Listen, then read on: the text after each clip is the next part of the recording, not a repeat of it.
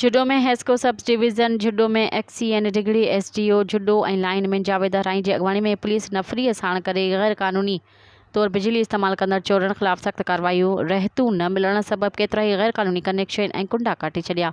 Hesco अमलदारनि जुडो शहर जा काफ़ी बक़ाया जात ऐं गैर क़ानूनी कुंडा काटे छॾिया, जंहिं सबब शहर जे काफ़ी हिसे जी बिजली बंदि शहरी गर्मी में विकोड़जी विया। हेस्को जुडो पारां रहीमाबाद, कच्चे कॉलोनी, आबिद कॉलोनी, रियाज़ कॉलोनी ऐं ॿियनि केतिरनि ई पाड़नि जी बिजली करोड़नि रुपया रहतू ॼणाए काटे छॾी।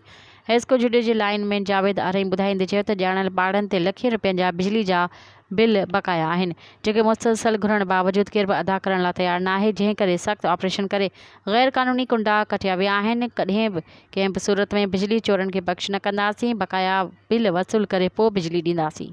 मज़ीद ख़बरनि ऐं तफ़सीलात लाइ विज़िट कयो असांजी वेबसाइट www.awamiNewsHD.com ऐं ॾिसंदा रहो अवामी न्यूज़ HD।